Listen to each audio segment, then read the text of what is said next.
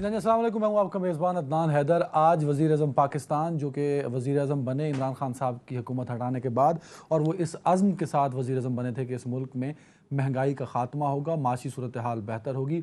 और उनका ये अज़्म पिछले 10 महीनों में रत्ती बराबर पूरा नहीं हुआ, और अगले 10 महीनों में भी कोई ऐसा चांस नहीं है कि जिस मकसद के लिए वो आए थे वो मकसद पूरा हो सके। लेकिन वज़ीर-ए-आज़म ने अपनी काबीना के कुछ अहम मेंबरान को, पार्टी जो इत्तेहादी हैं उनके बड़े लीडर्स को अपने साथ बिठा के प्रेस कॉन्फ्रेंस की और उसमें बताया कि वो तमाम जो अखराजात हैं काबीना के लोगों के वो ख़त्म हो जाएंगे। सरकारी अफसरों के अखराजात जो हैं, उनकी अफसरशाही पर जो खर्चे होते हैं वो भी कम हो जाएंगे, और हुकूमती ख़र्चे जो हैं उसको कम अज़ कम सतह पर लाया जाएगा। तो क्या इससे जो 200 अरब का वो बता रहे थे कि फ़ायदा होगा, उससे मुल्क की माशी सूरत हाल पर क्या असर पड़ेगा, ज़रा हम इस पर बात करेंगे।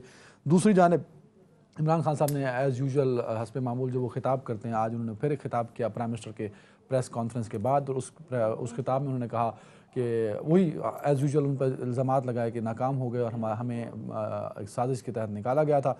उस पर बात करेंगे। साथ ही पाकिस्तान तहरीक इंसाफ की जेल भरो तहरीक, कितने लोग गिरफ्तारी दे चुके हैं और कितने देंगे, और इसका हुकूमत वक्त पर क्या प्रेशर आएगा, इस पर बात करने के लिए हमें ज्वाइन किया सीनियर सहाफ़ी और तजियाकार ताहिर मलिक साहब ने। ताहिर साहब, बहुत शुक्रिया वक्त देने के लिए। पाकिस्तान तहरीक इंसाफ से मेरे साथ हैं अली गौहर बलोच साहब। बहुत शुक्रिया वक्त देने के लिए।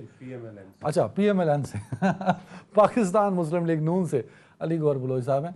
अच्छा, कोई गल नहीं, तुसी उधर ही हो सर, ना लैंड केड़ा इधर रल जाना है तुसी। एंड अमजद अली खान साहब हैं पाकिस्तान तहरीक इंसाफ से। खान साहब, बहुत शुक्रिया सर वक्त देने के लिए। ताहिर साहब, आपसे शुरू करना चाहूँगा सर। सवाल मेरा, जो वज़ीर-ए-आज़म ने प्रेस कॉन्फ्रेंस की ना, उस पर सर मेरा हमारे सरायकी के एक शायर हैं मुश्ताक सबकत साहब, उनका एक मिसरा है। वो कहते हैं, मंगू अज दी रोटी हातिम तू आखे अज ना कल, साढ़े कह लेखे ते साढ़े सिर दी सबकत छां कहनी, तेरे शीश महल साढ़े कह लेखे।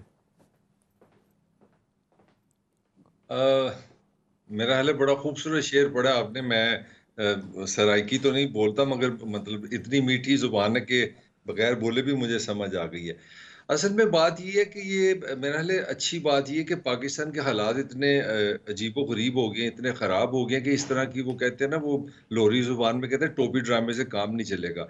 आपका जो हमारा जो फेडरल पाकिस्तान की जो रियासती खर्चे है वो तकरीबन 11 से 12,000 अरब रुपया है, और अगर आप 4 सूबे सारे जोड़ लें तो 18,000 अरब रुपया से हम ये रियासती निज़ाम चलाते हैं, जिसमें आपकी फौज है, रेलवे है, बाप्टा है, जितना सुई गैस है, मैं सारा मैं बता रहा हूँ कितना, 18,000 अरब। अब अगर आप 18,000 रुपए में से मुझे ये बताएं कि मैं ये कर रहा हूँ, मैं वो कर रहा हूँ, मैं ये कर रहा हूँ, मैं वो कर रहा हूँ, मैंने 200 रुपए तुम्हारे बचा दिए, तो फिर आप इसको ये कॉमेडी कह लें या ट्रेजेडी कह लें, मेरे ख्याल में इसका फर्क नहीं पड़ेगा। मगर जो बड़ी एक बुनियादी चेंज पाकिस्तान में आई है, जो मैं समझता हूँ वो बड़ी सिग्निफिकेंस है। वो ये है कि हमने हमारी रियासत ने, हमारे इदारों ने कभी अकल से या हालात से नहीं सीखा। ये जो प्रेस कॉन्फ्रेंस हुई है, ये तो 75 साल में मेरे लिए 75,000 हो जानी चाहिए थी। और पंजाबी च कहते हैं, जो इन्नियां जुतियां पै गई, जो इन्नियां जुतियां पै गई, गुरबत गोडे गोडे आई है, तो फिर तुसी 200 अरब बचाना यार, खुदा का वास्ता है। तो एक चीज अच्छी ये हुई है कि हमारी आर्म फोर्सेस ने भी ये रिव्यू करने का फैसला किया कि वो भी अपने जो गैर जंगी अखराजात है वो भी देखेंगे, क्योंकि जिस तरह मैंने आपको कहा कि ये रियासत 18,000 अरब रुपए से चल रही है, और ये जो निज़ाम है इंतहाई नाकिस है, ये इंतहाई करप्ट है, इसमें अवाम के लिए कुछ नहीं है, ये सारे अपने ऊपर ही पैसे लगाने वाला निज़ाम है। तो इसके लिए मेरे ख्याल में इससे बहुत आगे अभी अभी हमने जाना है। मैं आपको जाते जाते बस एक पॉइंट देना चाह रहा हूँ, जो क्राइसिस है पाकिस्तान का, उधर हमने नहीं आना। क्राइसिस ये है कि पाकिस्तान को $1 जो है, हम जब दुनिया से मिसाल के तौर पे लेते हैं ना, दुनिया से $1 हम लेते हैं, पहले तो पॉइंट समझिए, दुनिया सारी डॉलर से चलती है ट्रेड, क्योंकि आप गरीब लोग हैं, गरीब की कोई वैल्यू नहीं। ₹5 आप शिप भर के भी ले जाते कि जी यार सानू एक 2 गिलास पानी दे दो, वो दुनिया ने आपको नहीं देनी, क्योंकि आपकी रुपीस की वैल्यू नहीं, आपने डॉलर में जाना है। तो हमें $1 दुनिया से हम लाते हैं, और उसके भी लिए हमने कोई तकरीबन लाखों की तादाद में मर्द को बेचा है सऊदी अरब में, UAE में जाके, पहले जाके टैक्सियां चला न्यूयॉर्क, वहां से पैसे इकट्ठा कर, हम उन ममालिक में जो अपने मर्दों को बेचते हैं, ठीक है जी। फिर जाकर ट्रेड करके तकरीबन हम इतना पैसा लाते हैं $1, और $2.25 हमें चाहिए किसके लिए?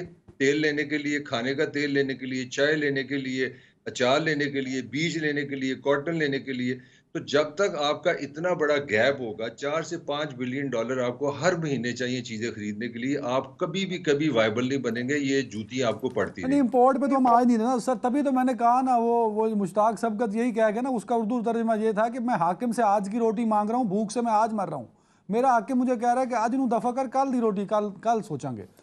अमजद खान न्याजी साहब, सर आप बड़ा एतराज़ करते थे, आपने कहा कि लाओ लश्कर है कैबिनेट का, अखराजात बहुत हैं, आप हर शो में बैठ के आप बातें किया करते थे।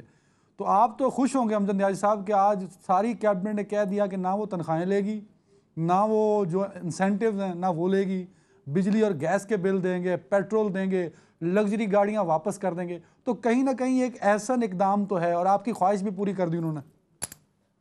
वो कहते हैं कि गिलास था, वो कहते हैं 1 रुपया खर्च था और गिलास थोड़ा 1 आना, मतलब मिसाल है इस टाइप की। बात ये है कि इस टोटल जो प्रेस कॉन्फ्रेंस है, ये इससे इन्होंने कितना अचीव करना है, असल जो खर्चे अच्छा, और इनके एक जो आने का नहीं था खाते हैं। सर, एक आने का नहीं था, बड़ी माजरत, वो खाया पिया कुछ नहीं और गिलास तोड़ा तोड़ा 12 आने, 12 आने, 12 आने का चलो था। अच्छा जो भी है। अच्छा अदनान, बात यह है कि असल चीज है, मतलब मैं एक सिंपल मिसाल दूंगा। 24 फरवरी का इनका केस था, मकसूद चपड़ासी और डॉक्टर रिजवान अल्लाह को प्यारे हो गए, और अरबों खरबों की जायदादें, दौलत, जालत, बच्चे, खुद, वो कम से कम पाकिस्तान वापस ले आए ना, तो इस प्रेस कॉन्फ्रेंस की जरूरत भी ना पड़ती। अमल से जिंदगी बनती है, जन्नत भी जहन्नम भी।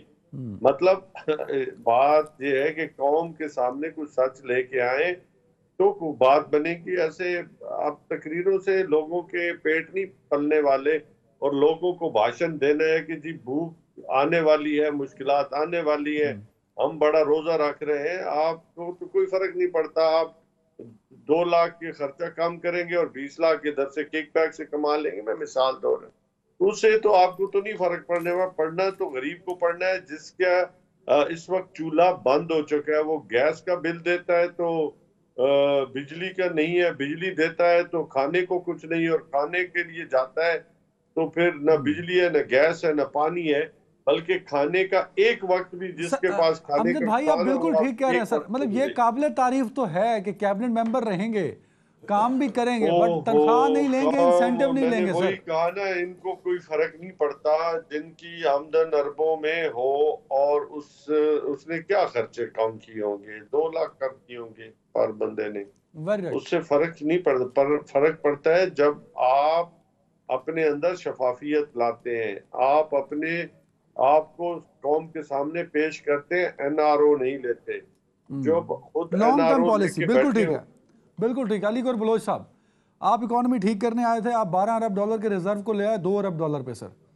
आप पेट्रोल को 150 रुपए से 300 रुपए पे ले गए, आटे को 50 से 200 रुपए पे ले गए, चीनी को 70 से 170 पे ले गए। तो वो तो कुछ ठीक हुआ नहीं। और ये बात जो तार साहब कह रहे थे 18,000 अरब का खर्चा है, उसमें से 200 अरब आपने कहा बचा देंगे, वो भाई बाकी जो 17,800 अरब रुपया है, तो वो भी तो एक बोझ तो है इसके ऊपर। तो एक लॉन्ग टर्म पॉलिसी क्यों नहीं है? बड़ी प्रेस कॉन्फ्रेंस करके आपने कहा कि हम अवामी अवामी सिंपैथीज ले लेंगे, वो तो मेरे ख्याल में आपको कोई देने को तैयार नहीं है, क्योंकि जो 10 महीने पहले 50 रुपये का आटा खरीद रहा था उसको 150 रुपये का भी नहीं मिल रहा, जो 150 रुपये लीटर तेल ले रहा था पेट्रोल, वो 300 रुपये लीटर लेने पे मजबूर है। तो कैसे, मतलब आप मतलब क्या क्या बताना चाहते हैं इस प्रेस कॉन्फ्रेंस के बाद? बिस्मिल्लाहिर्रहमानिर्रहीम। देखें, बात यह है कि अमजद न्याजी साहब ने बात की, आपने बात की है, और हमारे मोहतरम भाई हैं तजिया कार, उन्होंने ताहिर मलिक साहब ने भी की है बात।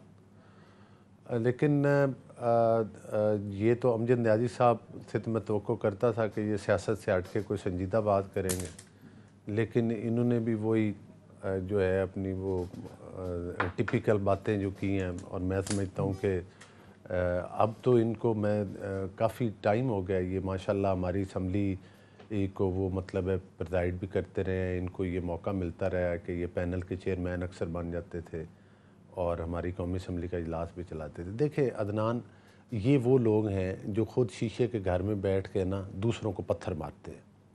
इनसे ये पूछें, ठीक है पाकिस्तान के मसाइल को, ये एक हकीकत है कि संजीदगी के साथ देखना होगा।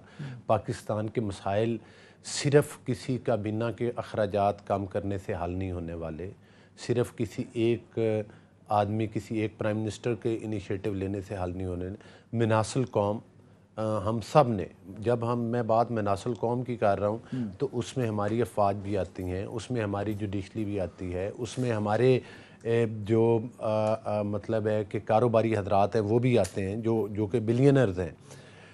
इस वक्त सूरत हाल ये है कि हमारा रवैया ये, इनसे पूछें। नहीं सर, सूरत हाल ये कि आप नाकाम हो गए ना सर। नहीं हम नाकाम नहीं, मतलब एजाज की बात नहीं, हम तनख्वाहें नहीं ले रहे। नहीं एजाज वाली बात नहीं है।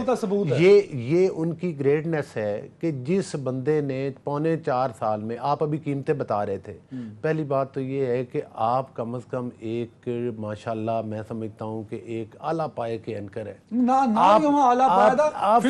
नहीं, आप मुझे चीनी पे चले में आपने कहा जी आपने 70 वाली चीनी कितने पे हमने पहुंचाई है? 150-55 पे 40 वाली 140 पर किसने पहुंचाई थी? आप 70 पे उसको किस तरह से, किसके खाते में 2 महीने वास्ते गई थी। नहीं 2 महीने के लिए मैं आज इधर इस्तीफा लिख कर जाऊंगा, मैं इधर आपकी टेबल पे आज इस्तीफा लिख के जाऊंगा। अगर चीनी 120 से इनके दौर में काम आई हो, 40 रुपए से 140 पर लेकर गए थे। मैं ग्रोसरी नहीं आप या अपने टॉक शो में 110-15 मिली आप मान ले कि आपने फिगर गलत कोट किया। नहीं मैंने सही को कोट किया। नहीं अच्छा चलो ताहिर मलिक साहब, नहीं ताहिर मलिक साहब को छोड़ दें, फैसला कर लेंगे। आप ताहिर आप सर 70 रुपए की चीनी थी अली गौहर बलोच साहब, वो आज 170 मुझे ये बताएं, मुझे 50 रुपए का आटा था वो 150 रुपए का। मैं कायम हूं इस बात पे। आप 150 रुपए का पेट्रोल था वो 300 रुपए का। जब 280 300 ही हुए ना सर। जब मैंने आपकी गलती पकड़ी है, मेरी गलती नहीं है, आप मुझे बोलने नहीं दे रहे। आपने मलिक साहब के टाइम पे उनको बोलने दिया, न्याजी साहब के टाइम पे उनको बात करने दी। आप मान ले कि आपसे गलती नहीं हुई ना। मैं तो आपका सवाल ये बनता था अमजद न्याजी से कि 5 रुपए बिजली वाला यूनिट तुमने 25 रुपए में इमरान न्याजी ने किस तरह पहुंचाया था? You are the government. आप ये पूछे नहीं अली भाई, आप गवर्नमेंट है मेरे दोस्त भाई। जब आप चोरों से नहीं सवाल करेंगे, जब आप चोरों से सवाल नहीं करेंगे, नहीं देखिए आप डिसाइड नहीं देखिए बात, जब आप चोरों से सवाल नहीं करेंगे कि 40 रुपए वाली चीनी 140 पर क्यों पहुंचाई, आपने सिक्योरिटी के नाम के ऊपर, इमरान न्याजी साहब तो कहते थे कि मैं साइकिल पर आऊंगा वजीर आजम हाउस, और आप इनसे पूछे कि कितनी बुलेट प्रूफ लैंड क्रूजर इन्होंने अपने दौर में मंगवाई हैं, पूछे इनसे, सवाल करें, इनको फिगर आते हैं। आपको आज टेबल पर वो चीजें रखनी चाहिए थी कि शहबाज शरीफ साहब ने क्या मंगवाया और इमरान न्याजी साहब ने अपने दौर में। सवाल आप इससे ये पूछे, सर ये पुराना आप इनसे ये पूछे, ये अभी कह रहे हैं, ये अभी फरमा रहे हैं मेरी गुजारिश तो सुन लेना। आपकी परफॉर्मेंस पूछूंगा। अमजद न्याजी साहब ने फरमाया है कि जनाब फलां चपड़ासी की जेब से इतने, इससे पूछो जो बीआरटी पेशावर से नहीं अब इस तरह नहीं होगा। अरबों रुपए बीआरटी पेशावर से खाए, अरबों रुपए बीआरटी पेशावर से खाए, वो वापस किए तुमने। तुमने अरबों रुपए सुनामी ट्रीज से खाए, वो वापस किए। जब अलीमा बाजी की जेबों की तलाशी ली गई, अरबों रुपए निकले, आपने कौमी खजाने में वापस किए। जो फॉरेन फंडिंग केस के अरबों रुपए हैं, आज तोशा खाना के नोटिस गए ना नैब के जरिए, आए ना पेश हो, वो पिंकी पिरनी को भी बोले कि आए अपनी बातों का जवाब दे, जो पैसा खाए हुए दूसरों पर बातें करते हैं। न्याय सब छोड़े, आप शरीफ आदमी हैं, लेकिन पिंकी पिरनी की, फरा गोगी की वकालत करना आपको जेब नहीं देता। आपको जेब नहीं देता, मेरे मुंह से कुछ ऐसा निकल जाए जो मैं अपना मरियम सफदर साहबा तो उनकी भी जरा डेट चेक करें ना फिर। अच्छा मैं आपके पास को करप्शन का सबूत है मरियम नवाज साहबा के बारे में तो लेकर आए सामने। अदालत में एक शहजाद अकबर साहब आते थे, वो अरबों रुपए के पेपर लहराया करते थे। 6 कैरेट की अंगूठियां अमजद न्याजी साहब किसने मंगवाई थी बताए मुझे, बताए। वो पिंकी पिरनी ने नहीं बताई थी यार। टिकट आपको फिर भी मिल जाएगा, सच तो बोल जाओ ना प्रोग्राम में भाई। भाई न्याजी साहब ब्रेक के बाद आप दोनों ही होंगे सर, मलिक साहब ने चले जाना है तो ब्रेक के बाद जवाब तुसी देना कोई नहीं, गल अपनी करनी है। ताहिर मलिक साहब नहीं अदनान आप तो ना मलिक साहब ने चले जाना है ब्रेक के बाद। चाह रहा हूं कि शोर मचाने से तो हक़ाइक़ नहीं बदलते ना। और सर मैं एमसीआर भी भाई शोर बता, आपने अरबों रुपए नहीं खाए। पाकिस्तान को जिस बेदर्दी के साथ अमजद न्याजी, इमरान अहमद न्याजी ने अपने यार तुम्हें तो मिला ही कुछ नहीं है, वो खाने वाले खा गए, मैं तो उनका नाम ले रहा हूं, तुम क्यों नाराज हो रहे हो? अच्छा अली गौहर साहब ब्रेक पे जाना है मैंने। ताहिर मलिक साहब आप नहीं होंगे ब्रेक से के बाद मेरे साथ, सर, जेल भरो तहरीक का आगाज हुआ उस शहर से जहां आप हैं इस वक्त, तो क्या कितने लोग गिरफ्तारी कितने लोगों ने दी और क्या कोट लखपत जेल में जगह कम पड़ गई या क्या सूरत हाल है sir? What is situation there?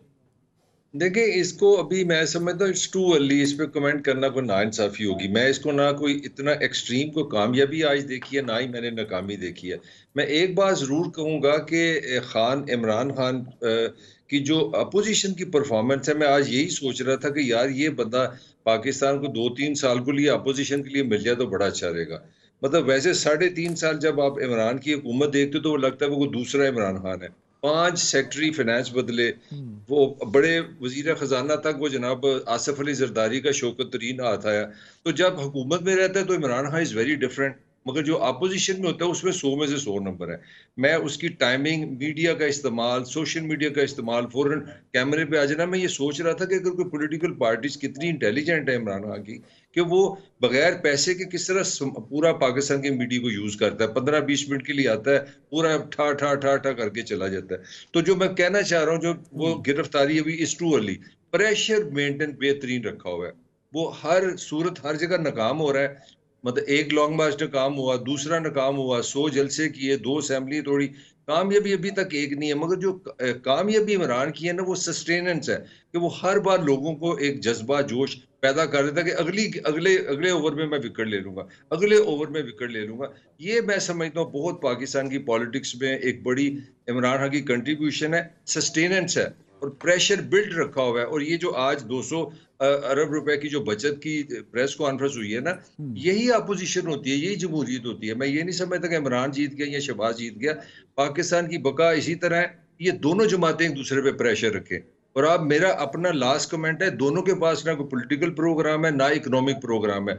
ये आपको मैं जाते जाते बता दूं, जब खान साहब हुकूमत में आएंगे तो जो हाल आज बलोच साहब कर रहे हैं ना, न्याजी, ये बिल्कुल रिवर्स कर जाएंगे। इमरान खान पे सारा प्रेशर आ जाएगा, वो अपोजिशन में चले जाएंगे, क्योंकि दोनों के पास कोई प्लान नहीं है। सर आखिरी कमेंट कर दें, आखिरी कमेंट 30 सेकंड, 1 मिनट में कर दें।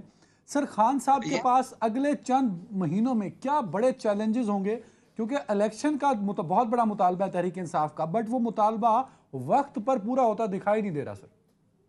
देखिए, खां का सबसे बड़ा चैलेंज है, खां कामयाब है, पॉपुलर है। मेरे ख्याल में पाकिस्तान की जो ओवरऑल पॉलिटिकल कल्चर में ना, खान ने डेफिनेटली पॉपुलैरिटी ली है।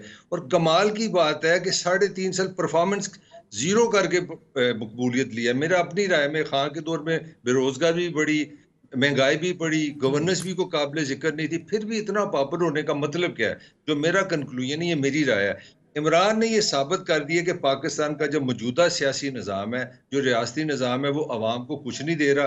लोग टोटल डिससेटिस्फाइड हैं और इमरान उनको बहुत अच्छा कैश कर रहा है। और मैं समझ रहा हूँ ये पाकिस्तान के लिए पॉलिटिकली बहुत अच्छा है।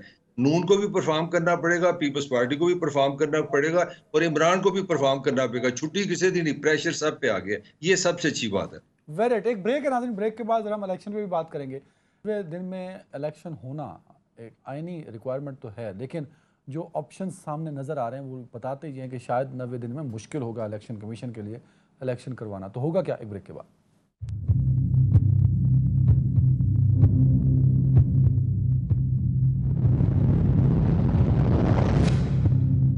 Welcome back. अलीगढ़ बलोच साहब और अमजद न्याजी साहब मेरे साथ। अमजद न्याजी साहब, जेल भरो तहरीक, सर प्रेशर तो बिल्ड कर पाएंगे, लेकिन हासिल वसूल क्या होगा?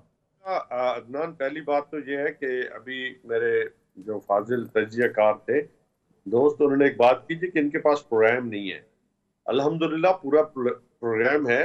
और आपने देखा होगा कि जब लास्ट 3.5-4 साल के अंदर पाकिस्तान तहरीक इंसाफ ने डेड इकोनॉमी को उठा के रिकवरी में डाला। अपनी तमाम इंडस्ट्री, चाहे लार्ज मैन्युफैक्चरिंग इंडस्ट्री हो, टेक्सटाइल हो, कंस्ट्रक्शन हो, और अल्हम्दुलिल्लाह रोशन डिजिटल अकाउंट स्टार्ट किए। रिकॉर्ड पाकिस्तान के ओवरसीज पाकिस्तानी ने पैसा भेजा और आपको एक रिकॉर्ड पैसा दे के गए, जिनको इन्होंने उस इकोनॉमी का बट्टा बिठा दिया। सर आप ठीक कह रहे हैं, मुझे इनसे सुन लेना, मुकम्मल होने दे। दूसरा, हमने रिकॉर्ड जो है वो रेवेन्यू इकट्ठा किया। ये तो था हमारी इकोनॉमी। अभी प्लान है कि इस पाकिस्तान की इकोनॉमी उठाने के लिए हमें क्या करना है, और पूरा प्लान है, इसमें कोई शक नहीं। अब आगे सियासत की बात। देखिए, इस खौफ को हमने दूर करना है, जो हमें डराया जा रहा है, जो पाकिस्तानियों को डराया जा रहा है कि जी पकड़ के अंदर कर देंगे, और एक छोटे से बयान के ऊपर वो भी कोई कानून और के दायरे में ही होता था, कायदे के, लेकिन होता क्या था कि उसके ऊपर दहशतगर्दी के पर्चे, कभी थानों के अजाब, ये और जेलों। हमने कहा चलो ठीक है, इनको अगर हमारे अंदर करने से पाकिस्तान की इकॉनमी बेहतर होती है, दूध और शहद की नहरें बहती हैं, पाकिस्तान से ड्राई पोर्ट से कंटेनर रिलीज होते हैं, लाइफ सेविंग ड्रग्स जो है वो अवेलेबल हो जाती है पाकिस्तान के अंदर, पेट्रोलियम मसनूआत नीचे आ जाती है, बिजली नीचे आ जाती है, महंगाई का खात्मा हो जाता है, गरीब अमीर तर हो जाते हैं, तो कोई बात नहीं, हमें अंदर रखे और इकॉनमी ठीक करें। अमजद साहब, दो चीज़ें बता दें। एक तो आपने अपने जब जो माशी आंकड़े बताए हैं वो बिल्कुल ठीक आप बता रहे हैं सर। अगर इतनी अच्छी माशी सूरत हाल होती तो IMF प्रोग्राम में क्यों जाते आप? अगर इतनी अच्छी इकोनॉमी, मेरी बात सुने ना, IMF में हम उस वक्त इसलिए गए कि इनका डाला हुआ गंद भी तो साफ करना था। आप उस वक्त तमाम इंटरनेशनली इकोनॉमी के वो इदारे जो मईशत नापते हैं, ब्लूमबर्ग था, इकोनॉमिस्ट था, अच्छा उसके बाद BMU था, उसके अलावा फिंच था, तमाम ने आपकी रेटिंग पॉजिटिव में रखी थी। आज हम फिर उन तमाम नंबर्स को की नहीं, रेटिंग नेगेटिव में है। भाई हम उन नंबर्स को मई 2018 से कंपेयर करेंगे ना, अप्रैल 2021 तक। क्यों 2021 ऑफ कोर्स ना, तो हम उससे कंपेयर कह रहे करेंगे हैं, कि तो आप आपके दौर में डॉलर गिरा, करें। आपके दौर में महंगाई बढ़ी, आपके दौर में करप्शन बढ़ी।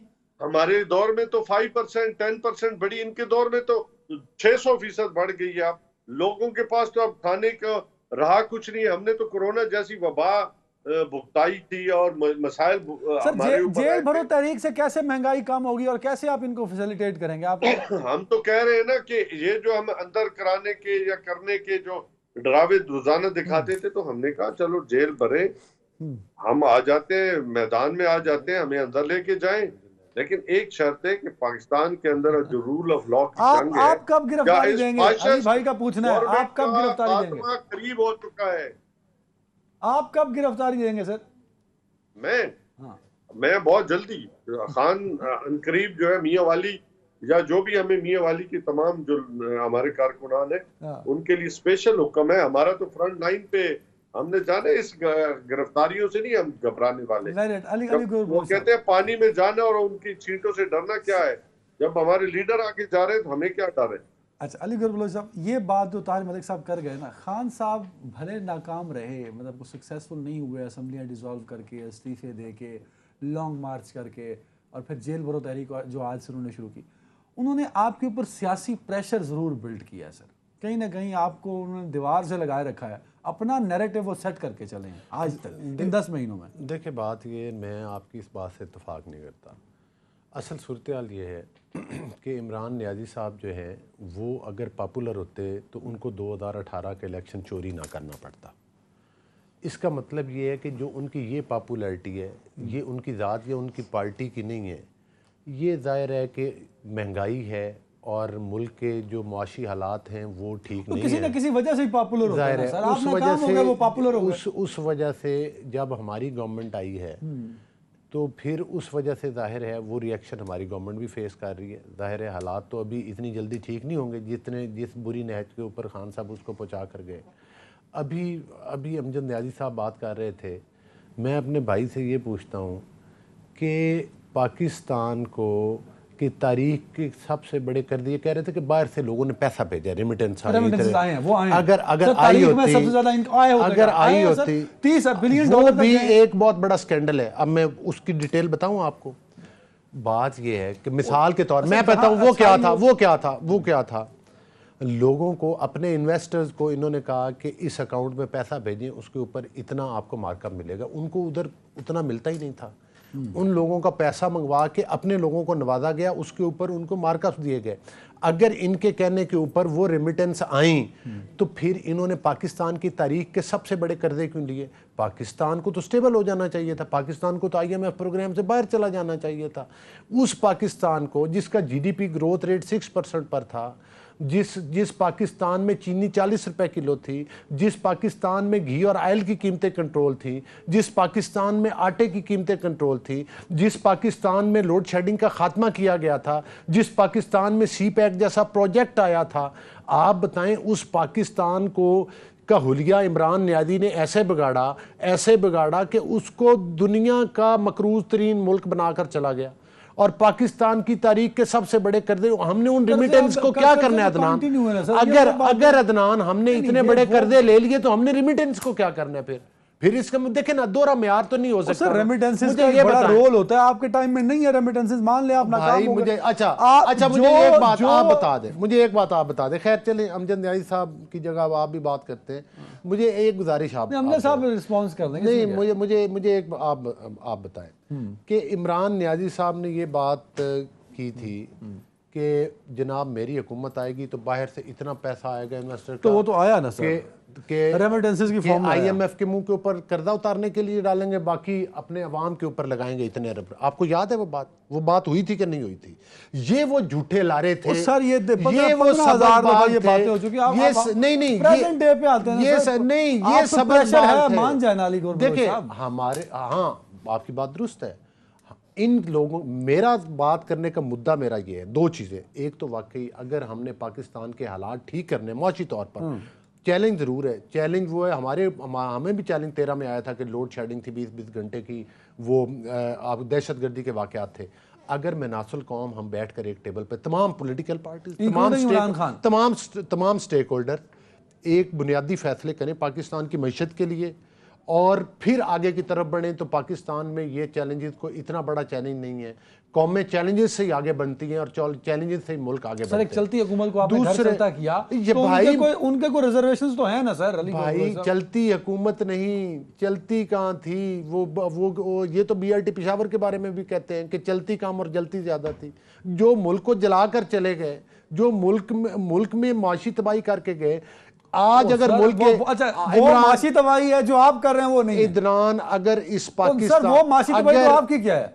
अगर इस पाकिस्तान बुराई एक मिनट अगर इस पाकिस्तान को इमरान नियाजी साहब की करप्शन, सिर्फ और सिर्फ करप्शन की वजह से आज ये मुआशी हालात है। ये गलत कोरोना का नाम लेते हैं। करप्ट थे, आप कहते हैं करप्ट हैं इमरान खान साहब? वो भाई तो बनाए अदालतों में ले जाए खान साहब। मुझे ये बताएं, आपके पास तो केस ही नहीं, मुझे नहीं, आप भाग के तोशाखाना में चले जाते हैं। नहीं तोशा नहीं, अदविया फॉरेन फंडिंग, तोशाखाना से भी पुराना है। एक मिनट, फॉरेन फंडिंग केस क्या है? चलो तोशाखाना छोड़ दो, फॉरेन फंडिंग केस मैं आता हूं। फॉरेन फंडिंग केस पुराना है सर। वो सोनामी ट्रीज का केस क्या है?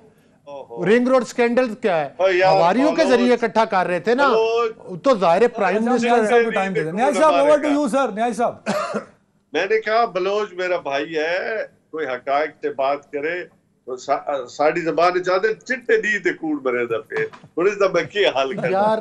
अमजद न्यादी को इससे से एक धेला नहीं मिला। अच्छा बात सुनो ना, उन्हें फिर तकरीरा कीती जा रहा है कि शायद अगली बार सुन लो ना सर। एक धेला नहीं मिला। अदनान बात ये है सर, इन्होंने मुआशी बुराई के साथ, मैं कदों क्या कि अमजद न्यादी दी जेब विचों निकले, अलीमा बाजी दी जेब विचों निकले। पाकिस्तान में हमें निकाला गया था महंगाई पे। आज जो इन्होंने जो गरीब का, मैंने पहले करप्शन पे निकाला गया था, महंगाई पे नहीं निकाला गया। ये कह रहे हैं जी 6% पे हम ग्रोथ रेट दे के गए। खुद इन्होंने अपने दौर में इक्तसादी सर्वे जारी किया है 2022 के अंदर जून में, तो खुद इन्होंने बताया कि पाकिस्तान तहरीक इंसाफ कहाँ छोड़ के गई थी। आज 2% पे आ गए, तो तबाही का जिम्मेदार ये लोग हैं।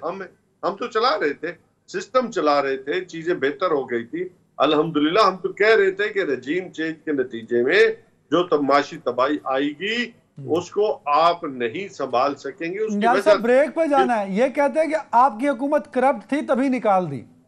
हमारा कोई एक करप्शन का केस निकाल के लिए हमें तो ये पकड़ रहे बयानों पे। वो सर पुराना केस है। ये तोशाखाना केस क्या है? ओ हो तो ले जाए हमने तो कहा। अच्छा आपको अमजद भाई, आप लोगों को हम कह रहे हैं जिन लोगों ने लूटा पाकिस्तान को, उनको नैब की तरफ से नोटिस आए, उनको पेश हो।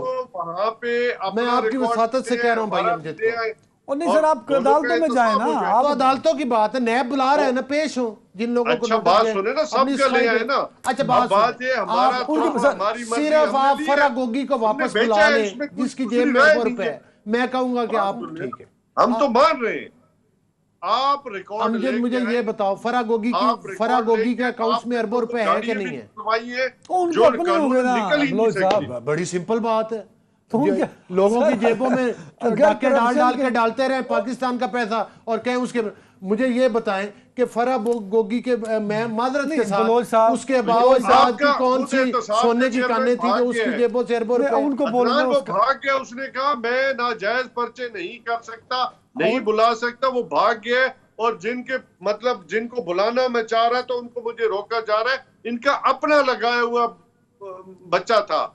चेयरमैन नैब, यस वेरी राइट। एक ब्रेक पे जा रहा हूँ ना नाज़रीन, ब्रेक के एक्शन पे बात करेंगे।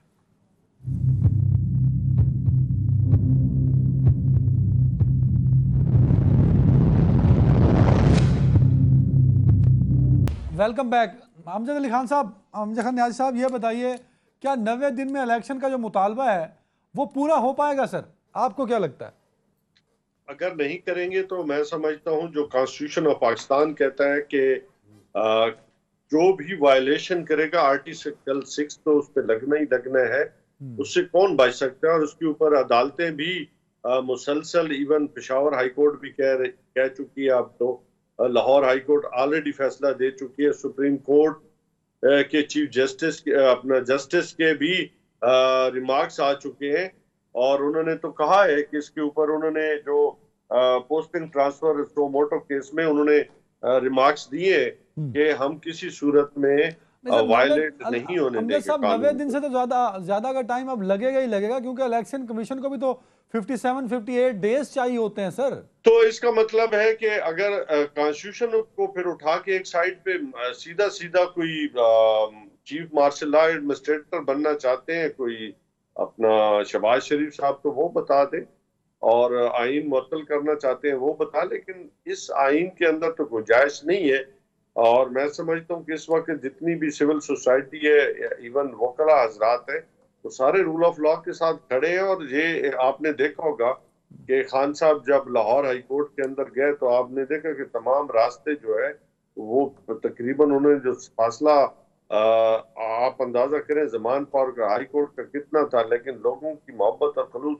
और फिर आज आप देखें कि लोग हमेशा लोगों को डराया जाता था जेलों से, लेकिन आज खुद लोग आगे बढ़ के कह रहे हैं कि हमें जेल में डाल दो। तो ये बात तो साफ जाहिर हो चुकी है कि अब ना लोग डरने वाले हैं और लोगों की एक ही डिमांड है। और पाकिस्तान के अंदर जो गैर यकीनी की सूरत हाल है उसका खात्मा एक ही सूरत में मुमकिन है कि साफ और शफाफ इलेक्शन, इसी से रास्ता निकले। गैर यकीनी की सूरत हाल, अदम इस्तेहकाम है हर तरफ, सियासी और माशी भी। और खान साहब की पॉपुलैरिटी बहुत बड़ा चैलेंज है ऑफ कोर्स आपके लिए। नहीं, कोई चैलेंज नहीं है। खान साहब दिन ब दिन एक्सपोज हो गए और आपको पता है कि इनका जो ये तोशाखाना सामने केस आया है, फॉरेन फंडिंग केस सामने है, आपको पता है ना, ये इलेक्शन जो MNA थे वो भाग गए हैं, ये अदालतों में चले गए हैं और उधर से जाकर स्टे ले लिया कि इनको इलेक्शन ना लड़ना पड़े। वो देखे ना, वही है ना, वो अब हालात बदल रहे हैं। दूसरी बात ये है कि ये आइन के जो मुहाफ़िज़ हैं इनको ये बताएं, ये जो अमजद न्याज़ी साहब बता रहे हैं कि आज इनको आइन, जिस वक्त आपने इलेक्शन चोरी किया था 18 का, उस वक्त आइन और था। जिस वक्त सूरी साहब के जरिए असम्बली में इलेक्शन तोड़ा और 6-0 से सुप्रीम कोर्ट के मेरी गुजारिश सुने ना, मैं उस तरफ भी आ रहा हूँ। जिस वक्त असम्बली के इन्होंने वो इसी कौमी असम्बली के अंदर आइन को पामाल किया और 6-0 सुप्रीम कोर्ट के 6 जजेस ने फैसला दिया, उस वक्त इनको आइन याद नहीं था। आज इनको आइन याद आया है। आइन ये कहता है कि 90 दिन के अंदर इलेक्शन कराएं, लेकिन आइन ये भी कहता है कि अगर इलेक्शन कमीशन आपको ख़त लिखता रहा कि आप मर्दमशुमारी कराएं और हल्का बंदियां करवाएं उसके बाद, तो आपने उसको इग्नोर किया, वो भी आइन की खिलाफ वर्जी थी। फिर जो आपने इलेक्शन चोरी किए थे वो भी आइन की खिलाफ वर्जी थी। इलेक्शन कमीशन आज इलेक्शन करवा दे, 90 तो बड़ी दूर की बात है ना, 90 रोज तो बहुत दूर की बात है। आज इलेक्शन करवाए, हम जाने के लिए तैयार हैं। हम एक पॉलिटिकल पार्टी है, हमारा काम इलेक्शन करवाना नहीं, वो इलेक्शन कमीशन का काम है, करवाए इलेक्शन। ये तो इंतजार चाहते हैं, हीले बहाने तो मुझे नहीं, हीला हमारा कोई हीला बहाने। और दूसरी मैं आपको बात ये बताऊं कि ये जो कहते हैं ना कि वो अपना जिस वक्त ये असम्बलियाँ तोड़ने वाली, हमें पता था ना कि 2018 के इलेक्शन चोरी हुए, लेकिन हम उन असम्बलियों के अंदर बैठे, हमने पाकिस्तान में अदम इस्तेहकाम नहीं किया, हमने सियासी इंतशार नहीं फैलाया, हम भी इस्तीफे दे सकते थे। और उस सिस्टम में रहते हुए आज कौमी असम्बली में अपनी हुकूमत बना के बैठे। इन लोग ये चाहते हैं, इमरान न्याजी साहब खुद निकल गए, वो चाहते हैं, उन्होंने कहा पंजाब असम्बली भी तोड़ दो, KPK भी तोड़ दो, किसी तरह से मैं प्राइम मिनिस्टर बन जाऊं। ओ भाई, जो जितनी मर्जी असम्बलियां तोड़ दो, इमरान न्याजी साहब आप जितने कारकुनों की बलि चढ़ा दें, आप जितने कारकुनों के साथ घेरे तंग करके जो हैं वो जेलों की तरफ वो हाई कोर्ट में जाएं, इंशाअल्लाह ताला आप अपने जराइम में जेल जाएंगे। आप चाहे जितने लोगों को ये असल अपनी जमानतें वापस ले, खुद इब्तिदा क्यों नहीं करता? उन लोगों को भेज देते हैं जिन पर केस ही नहीं है। भाई जिनके ऊपर केस है वो तो जमानतों अदालतों के पीछे छुपे हुए हैं, स्टे ऑर्डर्स के पीछे छुपे हुए हैं, अच्छा, जमानतों के पीछे छुपे हुए हैं। टाइम खत्म हो रहा है। क्या आप बतौर मेंबर नेशनल असेंबली आप क्या ये चाहते हैं कि इलेक्शन सूबाई असम्बलियों के वक्त पे होने चाहिए, और उसके लिए आप इलेक्शन कमीशन को और बतौर हुकूमत इलेक्शन कमीशन को फैसिलिटेट करेंगे, आप क्या नहीं करेंगे? जी, मरदमशुमारी शुरू हो चुकी है, ये हम उनको फैसिलिटेट सर, ये तो लंबा डेट देती ना तुसी सर, 90 दिन में मरदमशुमारी भी होगी और इलेक्शन भी होंगे। नहीं, इसका फैसला तो इलेक्शन कमीशन ने करना। और दूसरी बात ये कि कौमी असम्बली की तारीख बढ़ सकती है आइन में। ये हम सूबाई असम्बलियों की बात कर रहे हैं। नहीं, ये आइन में कह रहे थे ना कि मुकर्रर वक्त, वैसे तो कौमी असम्बली के और सूबे के हमारा जाती तौर पर ख्याल ये कि इकट्ठे होने चाहिए। अमजद न्याज साहब, इलेक्शन एक साथ होने चाहिए, नेशनल असम्बली के भी और सूबाई असम्बली के भी। और दूसरा, आप ऑलरेडी हम पंजाब असम्बली और KPK तोड़ चुके हैं, तो आईनी तौर पे तो फौरी तौर पे इन दो असम्बलियों में होने चाहिए, कोई इसमें मजायका नहीं, कानून कह रहा है। और हमारा मकसद भी ये कि फौरी, इन्होंने तो कहा था कि आप तोड़ दें हम इलेक्शन करा देंगे, अब ये भाग रहे हैं, हमें इस बात की समझ नहीं आ रही। इसमें कोई कानून में लिखा हुआ तो नहीं है कि एक ही दिन होने चाहिए। नहीं साहब, आप नहीं इनके कहने पे, बाकी सारे काम भी हमारे कहने पे, फरागोगी को बाहर भी हमारे कहने पे भेजा था। अलीगौर ट्रेडिशन को अमजद न्याजी, मेरा भाई, ये बताओ जो फरागोगी बाहर गई है वो भी हमारे कहने पे गई है। तो आज मियां साहब जो 50 रुपए के स्टैम्प पेपर पे बाहर भागे हुए दवाई के बहाने, वो मियां साहब तो आ रहे हैं आपका मक्कू ठपने के लिए। वापस आ रहे हैं साहब, अपना मक्कू ठप्पा पे है। अमजद न्याजी, इमरान न्याजी भी कहीं जा रहा है, मैं आपको अपना मियां साहब की दवाई मुक गई है, उसकी दवाई भी नहीं रही। वो सेहतमंद तंदुरुस्त होकर इंशाल्लाह ताला पाकिस्तान की वही तमीरें नौ करेंगे जो 2013 से 2018 से की थी, और पाकिस्तान को मुआशी सियासी बहरानों से निकालेंगे। और इमरान अहमद न्याजी का जो प्लस्तर कोई भी नहीं उतार सका, वो अगर उतार के दिखाएंगे आप। अच्छा, सर्जरी बच गई, अदनान सिर्फ सर्जरी बच गई है, बाकी कुछ नहीं बची। नहीं, वो वापस आ जाएंगे सर, वापस आ जाएंगे, वो कह रहे हैं कि वापस। नहीं, मैंने कहा सर्जरी बची है, बाकी कुछ नहीं बचा। अच्छा, अब एंड होगा क्या सर? सर एंड क्या होगा? एंड आपके सामने इंशाल्लाह अदालतें जो है, मैं समझता हूँ कानून और कायदे के मुताबिक, नजरिए जरूरत नहीं तो यकीनन फैसले दिए तो पाकिस्तान में अब देर नहीं है, देर है अंधेर नहीं है। सर, क्या आपको लगता है जेल भरो तहरीक से आप वक्त पर इलेक्शन ले पाएंगे, और फील कैसा होता है? अदनान, हम दुनिया को बताना चाहते हैं कि पाकिस्तान के अंदर जुल्म, ज्यादती या दबाव या ये जो हम कहते हैं ना कि ये सब कुछ हो रहा है। आज जो फाशिस्ट गवर्नमेंट वजूद में आ चुकी है, इसका चेहरा हम दुनिया को बताना चाहते हैं कि ये इनका चेहरा है। ये डेमोक्रेट बनते जरूर है लेकिन है नहीं, जिसकी वजह आज हम खुद जेलों में जा रहे हैं और आवाम को और दुनिया को ये बता देंगे कि हमें जेल डालने से। न्याजी साहब, जेल में जाने से इलेक्शन तो नहीं होंगे वक्त पे? कभी तहरीकें रुकी नहीं है अदनान, ये आपका ख्याल है। हम मजीद प्रोसीड कर जाएंगे उस तरफ, मतलब ये रोक चलती रहेगी, इलेक्शन। अच्छा, मैं एक और बात कहूँ, मेरा भाई सियासी वर्कर है, एक मुझे बात बताए, अगर 12 अप्रैल को ये इलेक्शन करा देते तो आज इनकी हालत मुख्तलिफ होती, आज ये हालत ना होती। आज इनकी हालत अगर अवाम में चले जाएं तो मैं ये नहीं कहता मैं कि इनको वो 100 प्याज भी खाएंगे और 100 जो है वो जूते भी खाएंगे, मैं ये नहीं कहना चाहता, लेकिन ये हकायक कह रहे हैं। प्याज हम खा लेंगे, जूते ये खाएंगे। नहीं, वैसे कहीं आप दोनों चीजें खाएंगे।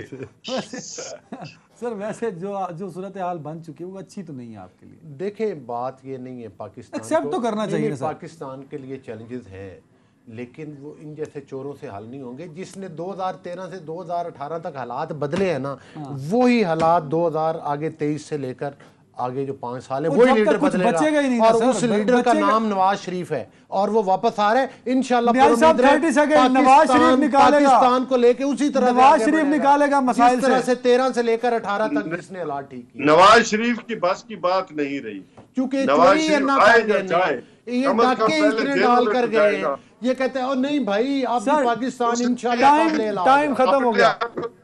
अपना ख्याल रखिएगा। अल्लाह हाफिज।